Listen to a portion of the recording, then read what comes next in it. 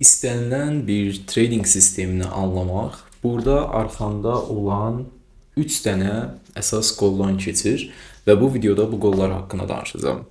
Deməli, ilk öncə belə başlayaq. Yəni, nə ilə trade etməyinizdən asılı olmayaraq, istənilən bir sistem, istənilən bir yanaşma, istənilən bir bucaq, istər, yəni fala baxmaqla trade edin. Bunlar ki, əgər ki sizə bir pozitivlik qazandırırsa, bunlara birbaşa model demək olar. Bəs yaxşı.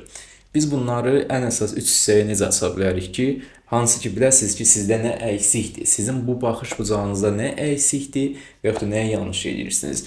Bu videoda deməli bunların hamısı haqqında danışacağam. Deməli, bir trading sistemini, öz sisteminizi bu 3 hissəyə parçalaya bilərsiniz. Atom, alfa və siqnal bölməsinə. Yəni, buradakı siqnalı başqa siqnalla qarışdırmayın. Deməli, burada gördüyünüz atom nədir? Atom birbaşa sanki necə ki bildiyiniz dünyadakı atom necədir? Yəni bir şeyin o kiçik-kiçik hissəcikləri olur. Ondan fərqli-fərqli biz obyektlər görürük. İstənilən hər şeyin atomları var. Bir növ eyni zamanda hər hansısa bir trading yanaşmasının da istifadə etdiyi atomlar var. Yəni chi data var. Hansısa bir, yəni necə deyim, ola bilər fundamental data ola bilər, mikrostruktur datası ola bilər, həcm datası ola bilər, yəni tape datası deyə bilərik biz buna. Yəni bir növ tape nə idi? Müəyyən bir zamanda, müəyyən qiymətdə, müəyyən istiqamətdə hər hansısa alınmış və yaxud da satılmış kontraktları göstərən bir növ siyahı. Həmin siyahıdansa həcmi hesablanır, riyazi hesablamadır bunların hamısı. Yəni order flow deyəndə bunların hamısı tape datası üstündə bir növ hesablanan şeylərdir və bir də order book datası üstündə. Yəni bir növ atom sadəcə onun hissələridir. Nəyə görə? Yəni bunun alt hissəsi var.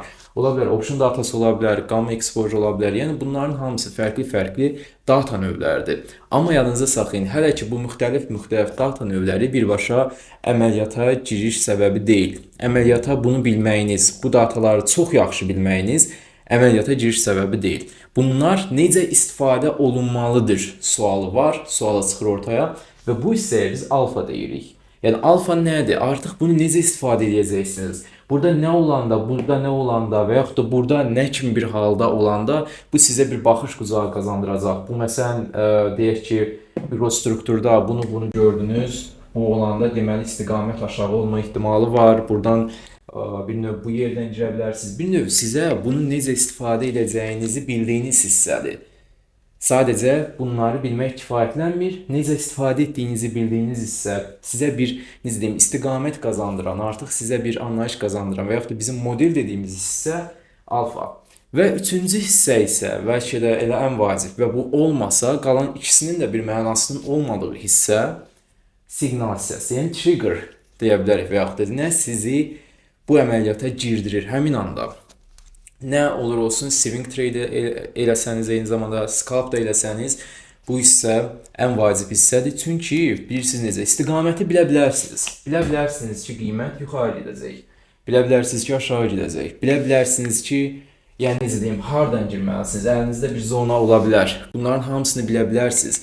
Amma yenə də bu son nöqtə ki var, bir növ trigger eləyən, sizi siqnal verən, sizi artıq güvəndə hiss etdirən nöqtə ki, mən imenli burada da, bu olanda, belə bir şey olanda mən burada əməliyyata girəcəm. Və bu üçüncü hissə də ki, bir növ ən gec və ən çətin formalaşan hissədir ki, marketdə uzun müddətli təcrübə ilə artıq get-gedə instinktiv hala keçdikcə qiymət hərəkəti və yaxud da scalper üçünsə bu chi datanı oxumaqla get-gedə oturan şeylərdən biridir.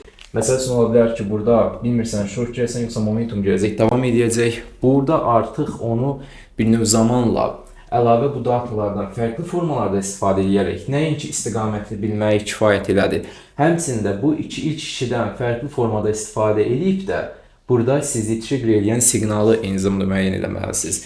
Bir növ məsəl üçün ola bilər ki, balanssız hərəkət oldu, balanssız footprintdə gördünüz, bu bir növ balanssızlıq işarəsi oldu sizin üçün. Həmin yerdə saxta bir likvidlik boşluğu yarandı və yaxud da belə bir hallar, bu kimi hallar üst-üstə yığılıb təkrarlandıqca artıq stopları analiz edəndə ki, məsəl üçün görürsünüz, toplamda topladığınız 10 dənə deyək ki, stopunuz oldu. Bu 10 dənə stopun hamısının şəklini düzübsüz.